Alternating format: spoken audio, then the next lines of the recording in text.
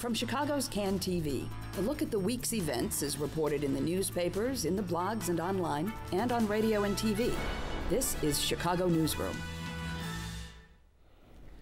Hi again. Welcome to the show. You know, people who study climate and ecology like to say something to the effect that everything's connected to everything. Make a change over here and it's going to show up in an unexpected way over there, maybe years later. Well, I think of that when I look at the otherwise inexplicable rise in shootings and general mayhem in our city. Was it the rapidly rising unemployment, the increasing social isolation of some of our communities, the historic disinvestment by businesses and government? Let's see, a crushing recession, the failed education system? Well, the answer, of course, is yes. Any one of these factors, years in the making, could have led straight to the moment when a young kid is suddenly gunned down on his front porch. So the question is, can we inject positive forces into this mix that'll begin to turn things around months or maybe years from now? Well, Mayor Emanuel thinks so with his $50 million appeal to businesses to invest in social and academic programs. And there are countless other dedicated people who are out there in the field working to try to change things.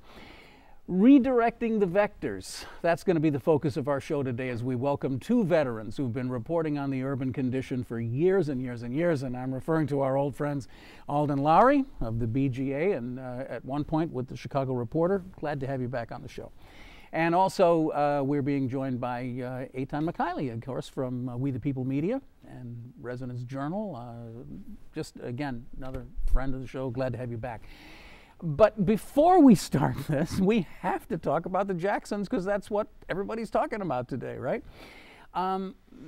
We can probably dispense with the enormity of the $750,000 and, you know, what they bought with it because you can turn anywhere on the dial and hear that discussion today. But I was wondering, Alden, I was thinking I was so happy we have you on the show today because we could maybe turn this into a sort of a BGA sort of discussion.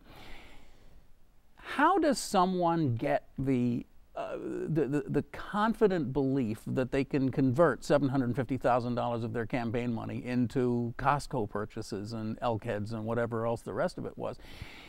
Where do you get the confidence that you can do that? Now, the Tribune suggested this morning that it's gerrymandering, that because he had a bulletproof district, he was reelected 10 times, people like that know that they're going to get lots of campaign money anyway, and nobody's watching, so they can just convert it. What's your take on that?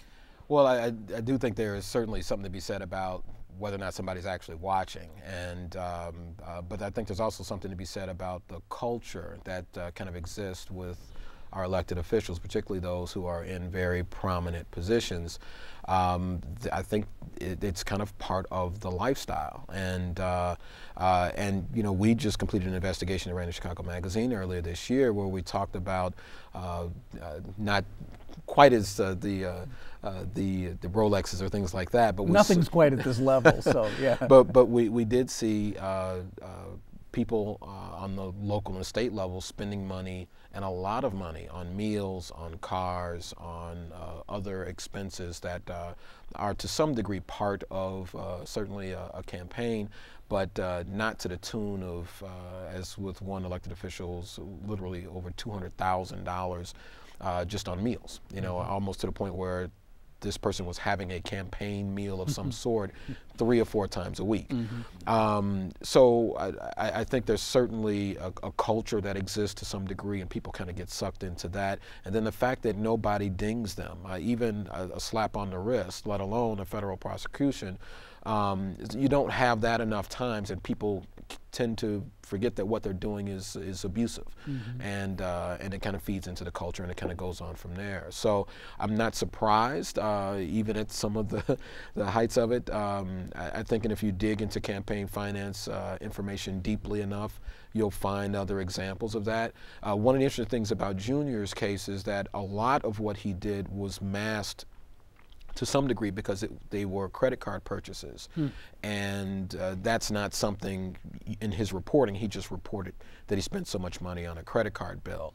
The feds had the power to kind of dig into that deeper and figure out exactly what those expenditures were for. Not to dwell on this for too much longer, but as an investigator at the BGA, which is what you are now, Could you have seen this? If you had suspected there was something, could you have found it? Was it that deeply hidden? Is that what you're saying? No, there were a few things, and it's mentioned in the indictment. There were a few things that were clearly spelled out, but I think the bulk of that 750,000, I can't remember the exact number, but they mentioned it in the indictment, were in credit card purchases. That would have been that wouldn't have been visible as an investigator just in looking at his expenditure reports.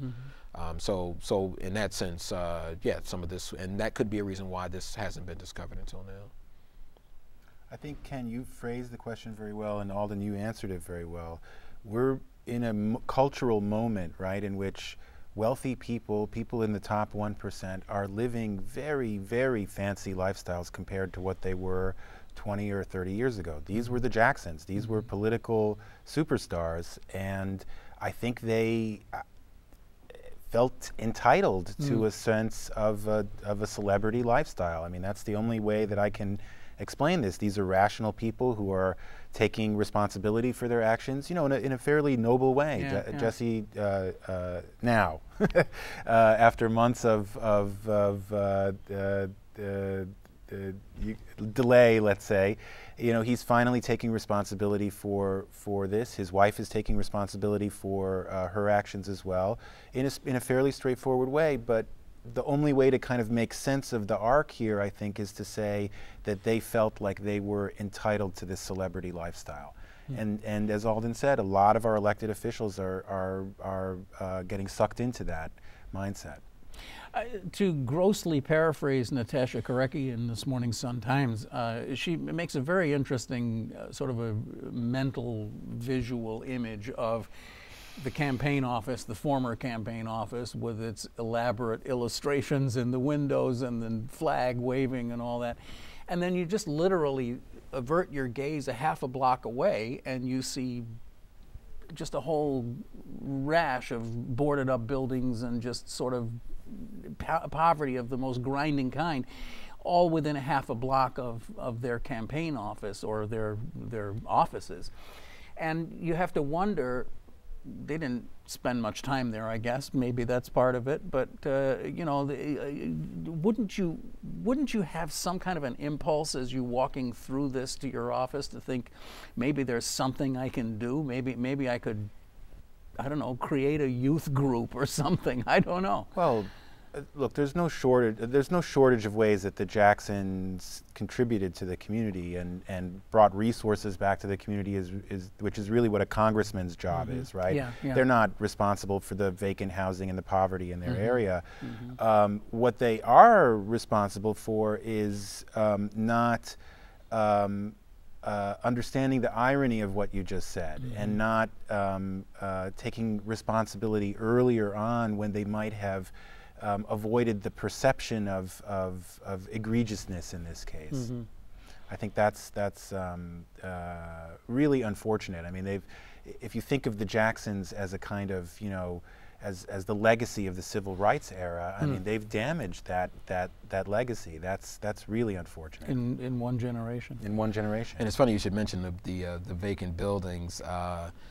It's funny, I remember doing a post on this a while back. Just, you know, live on the South Side, and right around election time, those vacant, boarded up buildings often become essentially billboards for good politicians. Place to post a poster. Yeah. So he's not alone in kind of seemingly being you know, oblivious to that. Compare it to Cory Booker, right, the mayor of Newark, New Jersey, right, who's lived in a public housing development, who's reduced his income to a welfare income. I mean, these are the kind of things. No one is, if you know Cory Booker, he doesn't seem like someone who's doing this as these types of things as political stunts, right?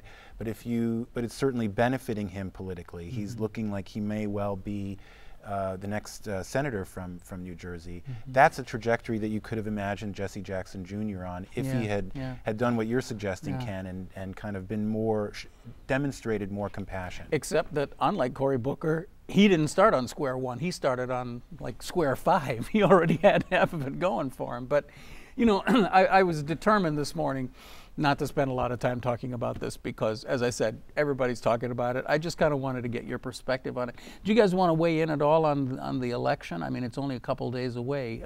Is the election going to be won by the mayor of New York? Is he gonna buy this election?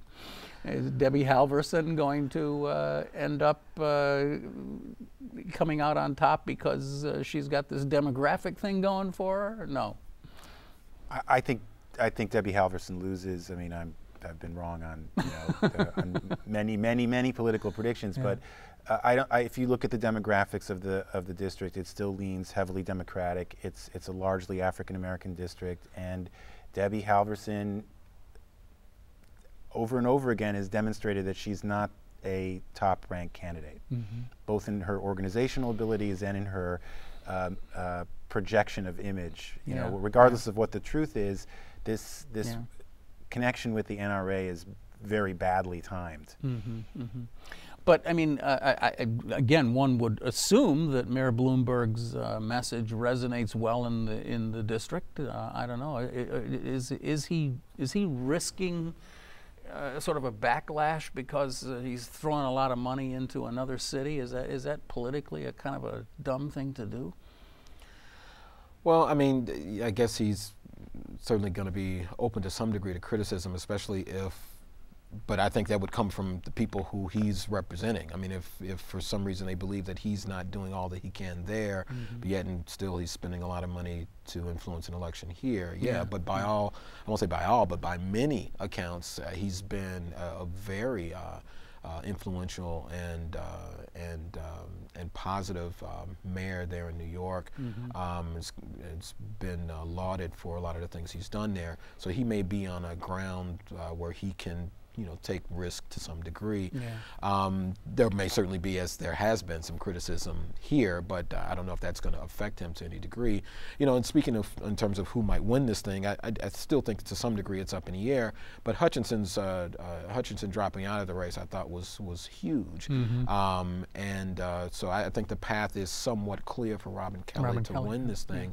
She may not win it by a whole lot, but I would, and the points that Eitan made, I think, are great about Halverson having some advantages in terms of the demographic, but I'm not sure if she's going to be able to seize upon that as well. And that's still not a lot of votes. There's still, 70, 75% of the votes are beyond what she might win in Will County and Kankakee County.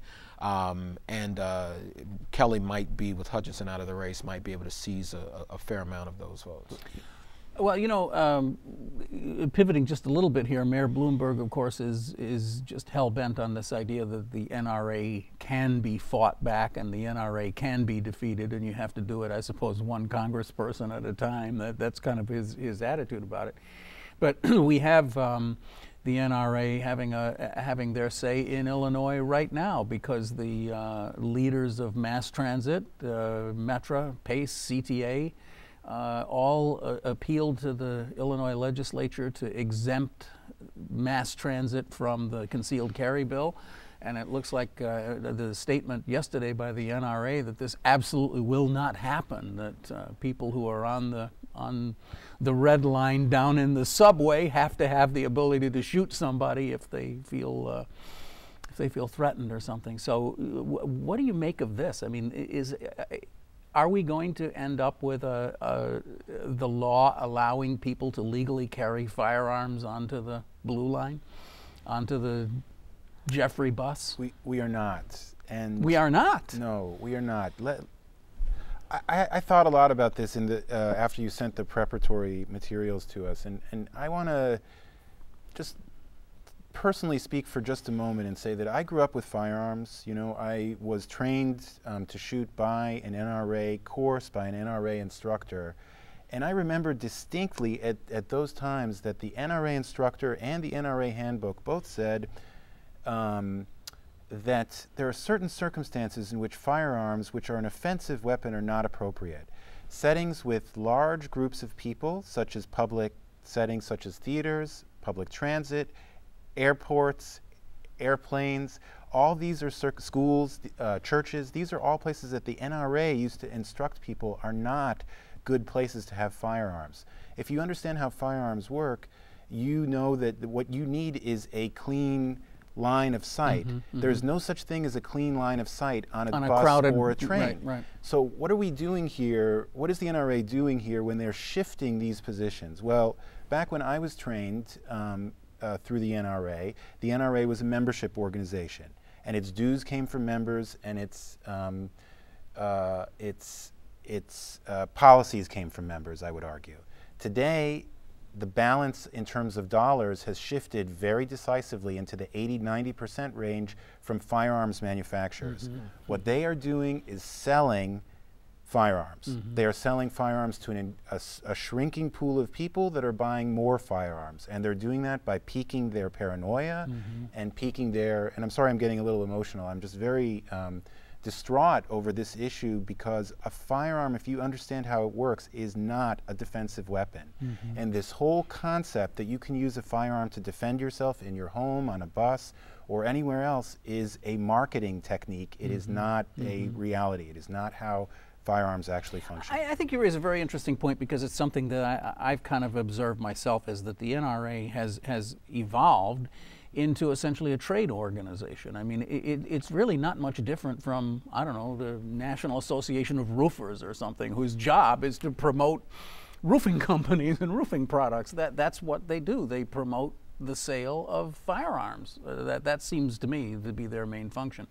And they hide behind this thing of, you know, there are bad guys everywhere, and the only defense against a bad guy is a good guy with a gun. Well, look, that's it. I have no problem with people carrying firearms, with people who are, you know, within their rights to carry firearms. That's not an issue. Yeah. The issue to me is when you present a firearm as a tool for something that it is not. If, just to speak using a silly metaphor for a moment, if someone was killed with a chainsaw, you wouldn't start recommending that everybody start carrying chainsaws to defend themselves, right?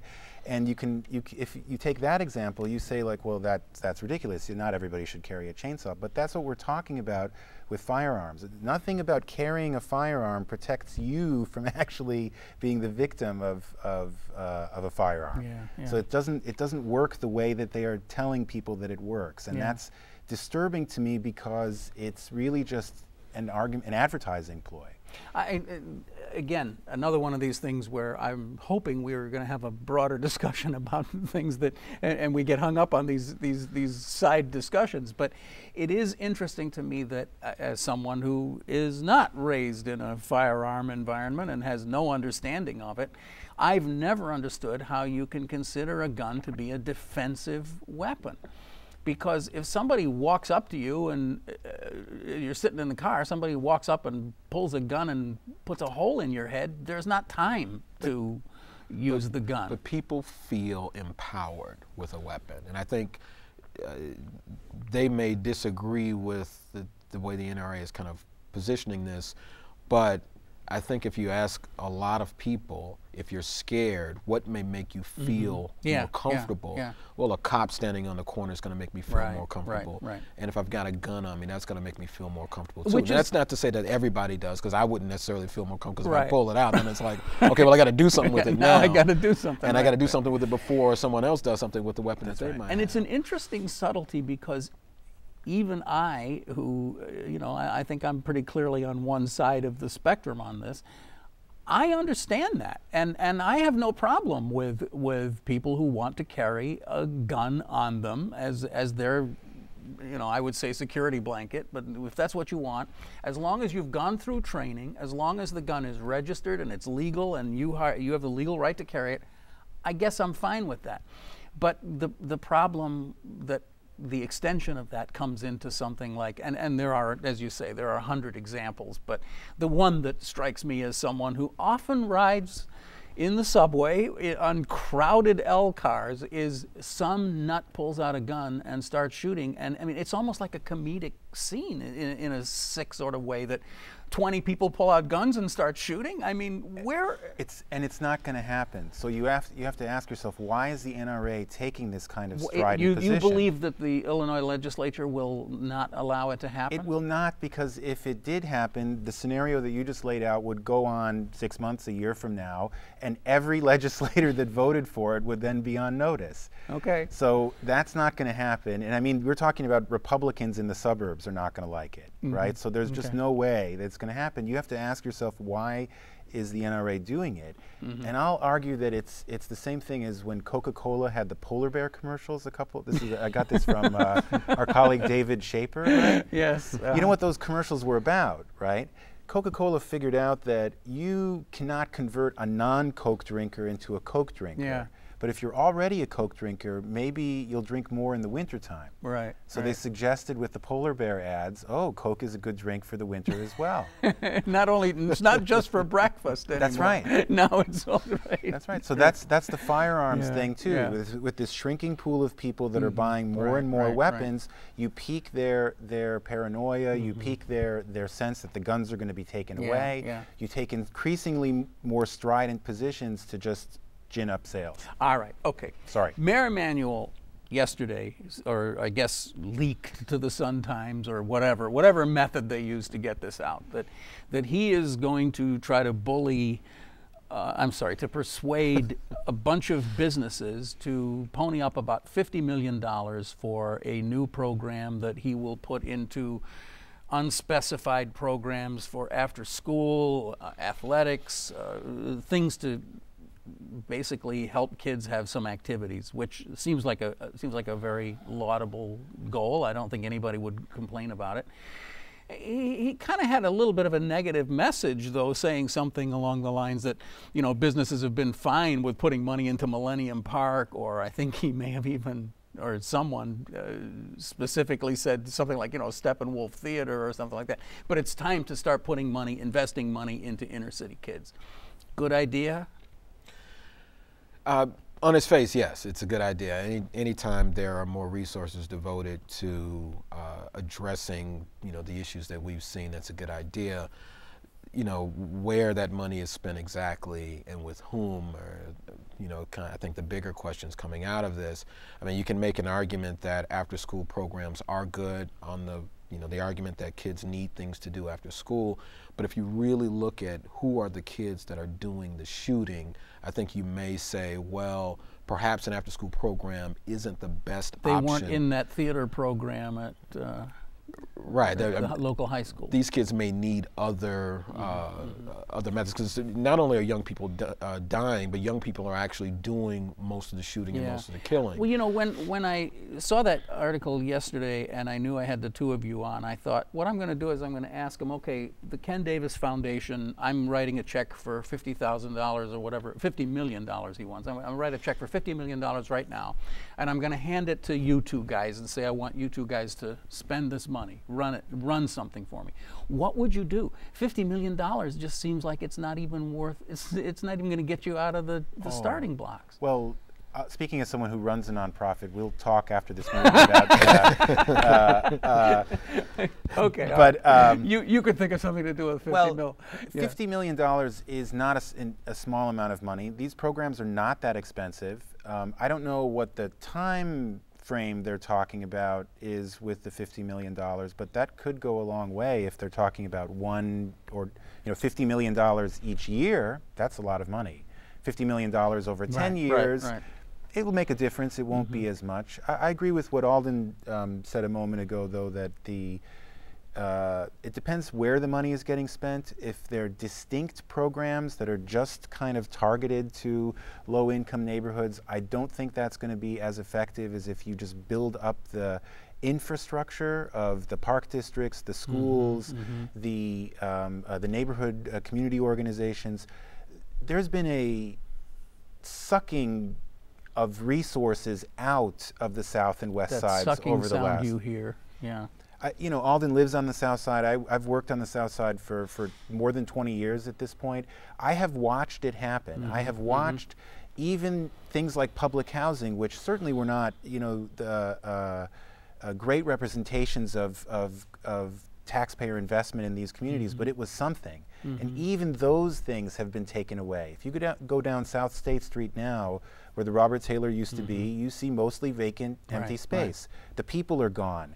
The business base is gone. Which is why the schools are Which is why the schools are closing. Right. And all of this is continuing to be done in a way that tells a lot of young people, we don't care. And when you take that, when you send that message to young people, you're surplus. You're surplus. Right. Some are going to rise above. In fact, we should really be clear that on the South Side today, the overwhelming majority of young people come out and become good, solid, productive citizens. The overwhelming majority. The kids who get in trouble get into a lot of trouble, and there are too many of them, but the South Side and the West Side, in terms of overall being a good place to live, is still a good place to live in America. The issues are issues that we can deal with. I say that to emphasize that these are issues that we can deal with relatively small amounts of money, with injections of real effort in this, but not with an overwhelming. These aren't intractable. These aren't so complicated. The other thing too to kind of keep in mind, when I heard about this, it reminded me immediately of 1995 in Chicago winning the Empowerment Zone designation and $100 million, and that was supposed to help remedy the unemployment because it was supposed to create jobs. That was the overwhelming thing. Well, the money came to Chicago. The city immediately, after it had had a very open process to actually win the designation, involved a lot of people from the community. When the money came to Chicago, Chicago took hold of the money, set up its own system for how that money would be distributed. And by and large, what it became was just a way to give money to a lot of favored organizations. I mean, the Empowerment Zone Coordinating Councils, a lot of nonprofits doing a lot of really good work. But for the most part, those 19 people awarded their organizations in the first round of funding, and from there it went on. And suddenly that $100 million is just dissipated. It's like snowflakes. It just kind of. And 18 years later, is unemployment, are jobs, is the situation really any better in those neighborhoods? And I think the resounding answer is no. I can point to people who got big pieces of that $100 million. I think it's less snowflakes than funneled into certain pockets. And that's why if you spend $50 million actually on programs in the community, it'll go a long way. If you spend it the way that we've been spending it, by giving it to politically connected contractors, I think the point you make is so eloquent, because the structure exists. I mean, Chicago has a wonderful web network of parks. It's being disinvested in. The school system is being disinvested in. If you could inject more money into the schools to improve the schools, I mean physically as well as academically, if you could inject money into the social service agencies that already exist, you probably could begin to solve some of these questions. But there's no question about it. Over the years, these things have deflated. And it's as we said at the beginning of the show, there's no one cause for it, but perhaps even more so than resources. We have just seconds left. Oh, wow. But the city needs a game plan. You know, several years ago, Boston got together. They spent 2 years talking with a lot of stakeholders about what to do. And the result of that was literally 2 years where they went without a youth homicide. It's called the Boston Initiative. Chicago needs a Chicago initiative. We're going to have to cut it off there. Alden Loury, thank you so much for being on the show today. Michaeli, thank you, both of you. You've been watching Chicago Newsroom. It's a community service of CAN TV, and you can see us anytime on cable, and go to this address right here if you want to see us any old time at all. I'm Ken Davis. We will see you next week on Chicago Newsroom. Thanks.